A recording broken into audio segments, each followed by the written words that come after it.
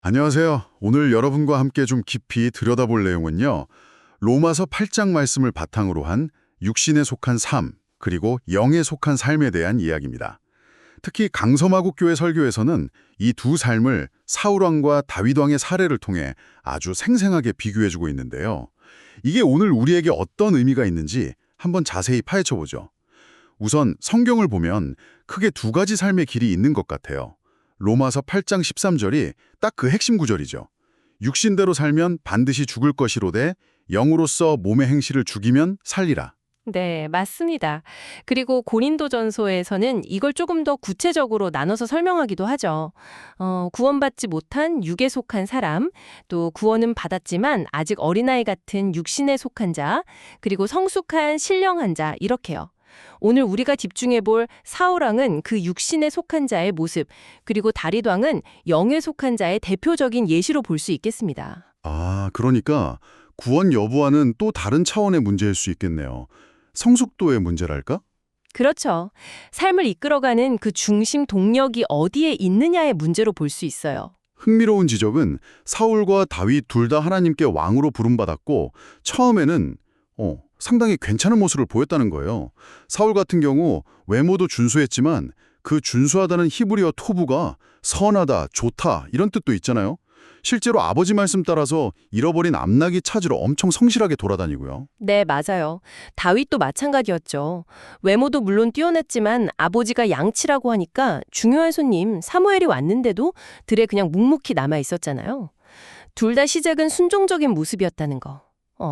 이건 우리 각자가 처한 상황은 달라도 출발선은 비슷할 수 있다는 걸 보여주는 것 같아요. 뭐였을까요? 역시 삶의 중심 문제겠죠.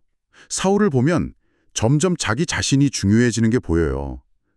사무엘상 13장 보면 사무엘 제사장을 기다려야 하는데 그걸 못 참고 자기가 그냥 번제를 드려버리죠. 네, 바로 그 지점, 왕으로서 제사장의 고유 영역을 침범한 거죠. 어떻게 보면 조급함 때문이었을 수도 있고 또 상황을 자기가 통제하고 싶었던 마음이 컸던 것 같아요. 아말렉 전투 때도 마찬가지예요. 사무엘상 15장이죠. 하나님은 분명히 모든 걸 진멸하라고 하셨는데 백성들 눈치 보고 좋은 가축들을 남겨두잖아요. 결국 하나님 명령보다 백성들 여론이나 현실적인 이익이 더 중요했던 거네요. 그렇죠. 그게 바로 육신에 속한 모습의 특징일 수 있어요. 내 생각, 내 판단, 사람들의 시선, 이런 것들이 하나님의 뜻보다 앞서는 거죠. 반면에 다윗은 어땠나요? 다윗은 정말 철저하게 하나님 중심이었던 것 같아요. 자기는 좋은 백향목 궁에 사는데 하나님의 궤는 초라한 장막에 있는 걸 보고 마음 아파하면서 성전 건축을 생각하잖아요. 그게 사무엘하 7장이죠.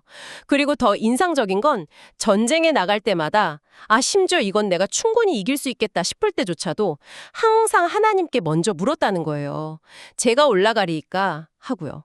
역대상 14장에 나오죠. 와, 그건 정말 대단한데요. 그냥 어려울 때만 찾는 게 아니라 잘 나갈 때도 하나님 뜻을 구했다는 거잖아요. 네, 삶의 주권이 누구에게 있는지를 명확히 알았던 거죠. 그럼 두 번째 결정적인 차이, 죄를 대하는 태도는 어땠을까요? 여기서 정말 확 갈리는 것 같아요. 맞습니다. 사울은 잘못을 지적받으면 일단 변명부터 해요.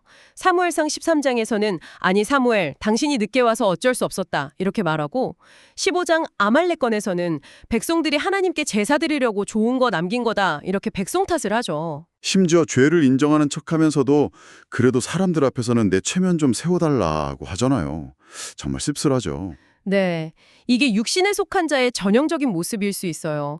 하나님과의 관계 회복보다 내 체면, 내 명분 지키는 게 우선인 거죠. 사람 눈치를 더 보는 거예요. 그런데 다윗은 완전 달랐죠. 그 밧세바 사건 때 나단 선지자가 와서 비유로 딱 지적하니까 네, 사무엘하 12장이죠. 다윗은 변명 한마디 없었어요. 그냥 바로 내가 여호와께 죄를 범하였노라 하고 고백하죠. 거기서 끝난 게 아니고요. 그렇죠. 그 유명한 시편 51편을 보면 그 회개가 얼마나 깊고 진실했는지 알 수 있어요.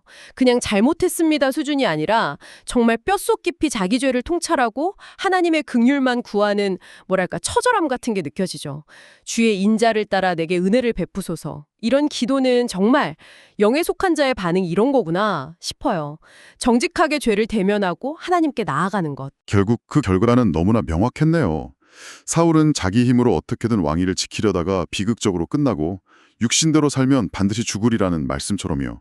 반면에 다윗은 물론 끔찍한 죄를 짓기도 했지만 결국 회개를 통해 하나님께 나아가면서 다시 회복되고 견고하게 세워졌고요. 네.